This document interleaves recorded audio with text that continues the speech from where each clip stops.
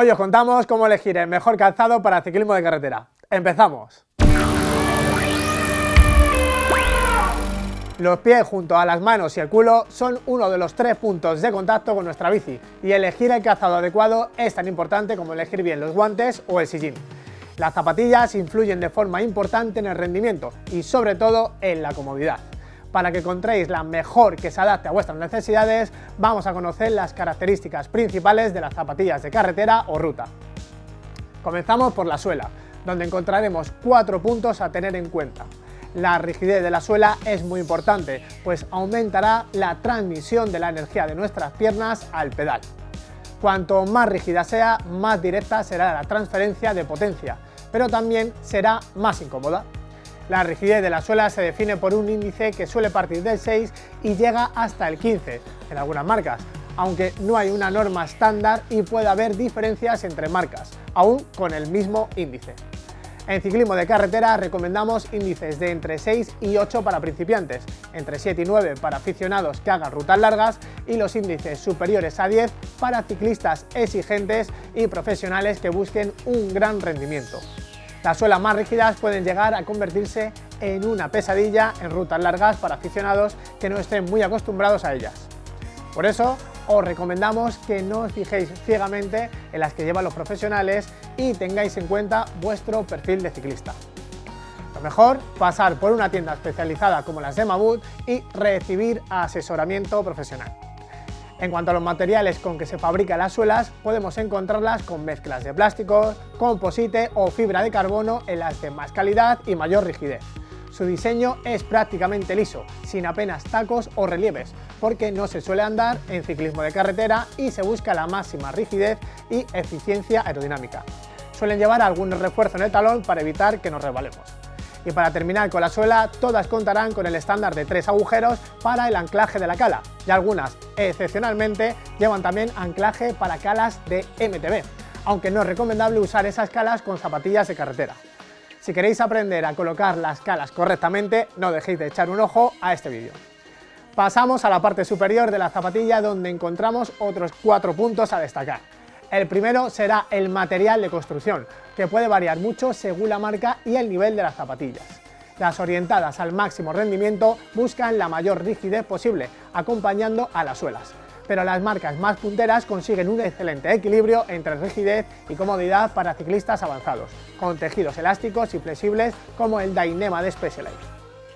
Lo ideal, una vez más, es probarse la zapatilla y sentirla, ver que se ajusta correctamente y que no nos genera molestias. Si la zapatilla nos queda muy holgada y los tejidos son muy elásticos, podremos ir muy cómodos, pero no pedalearemos eficientemente. Ligado a este ajuste tenemos el segundo punto, el sistema de cierre. Hay distintos tipos que permiten mayor o menor precisión en el ajuste, según el número de cierres que tenga y del sistema que usen. Los mejores actualmente son los Yales tipo BOA, un cierre que permite un ajuste muy fino, incluso en marcha con tan solo una mano. Los siguientes serían los cierres micrométricos, que se ajustan con un sistema de carraca mediante esta tira dentada. Y en algunas zapatillas de gama media y primeros precios encontramos cintas con velcros, que permiten un ajuste rápido y cómodo. También podemos ver modelos con cordones. Es una estética muy retro que puede parecer básica, pero es un sistema que permite obtener un reparto de apriete muy equilibrado. Su mayor inconveniente es que no permite ajuste en marcha. Lo ideal, que las zapatillas tengan más de un cierre para repartir el ajuste y que sea firme pero sin que nos oprima la circulación. En gama alta encontraremos también opciones de un solo cierre, pero con un sistema de cordón que reparte el apriete, y de este modo se reduce peso al calzado. También debemos tener en cuenta la transpiración. El pie es un gran termorregulador y tanto en invierno como en verano notamos rápidamente el frío o el calor.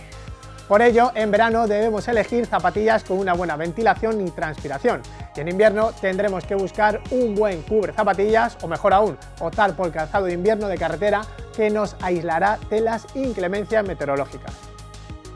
Y por último, deberemos tener en cuenta la horma, pues las hay más anchas y más estrechas, y la elección dependerá, en buena medida, de la forma de nuestro pie. Yendo al interior, tenemos un complemento muy importante desde el punto de vista de la biomecánica, la plantilla. Su acolchado y grosor también irá en función del tipo de zapatilla y el compromiso entre rendimiento y comodidad. una vez más, pero lo más importante es su forma. Esta condiciona la posición del pie que influye en todas las articulaciones de la pierna y la cadera durante el pedaleo.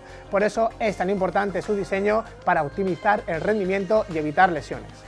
Las mejores marcas incluyen plantillas diseñadas con criterios médicos y ergonómicos, y también hay plantillas especiales para corregir dismetrías, pies varos o valgos, etc. Existen dispositivos para medir el arco plantar y la talla exacta que necesitamos, pero si tenéis problemas con las plantillas estándares, lo ideal es consultar a un biomecánico. También en el interior tenemos que fijarnos en los tejidos y acolchados laterales, pues contribuyen al confort de uso. Dentro del calzado de carretera existe una variante específica para triatlón. Este es muy similar al de carretera salvo por el cierre, ya que esta disciplina necesita que se haga un cambio rápido de calzado.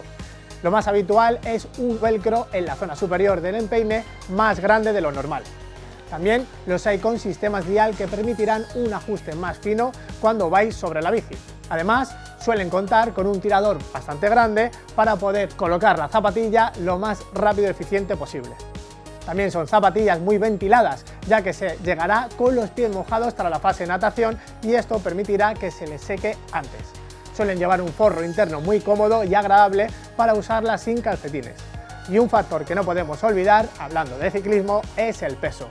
Este se reduce según aumenta la calidad y el precio de las zapatillas, y las marcas están consiguiendo auténticos récords con calzados por debajo de los 150 gramos, como las Specialized S-Work Exos.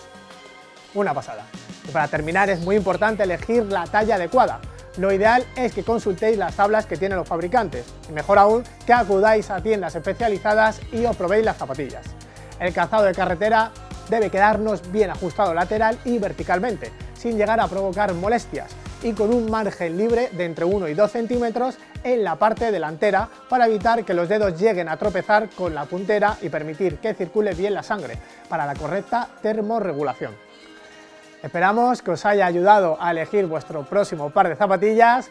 No dejéis de ver el gran catálogo que tenemos en Mammoth y nos despedimos como siempre con una sonrisa. Y dice, mamá, ¿puedo ir con mis amigos hoy? Y dice, no, porque ojos que no ven, corazón que no siente. Y dice, a ver mamá, ese refrán no va. Y dice, y tú tampoco. Muchas gracias a todos, no olvidéis suscribiros, activar la campanita y nos vemos en el próximo vídeo.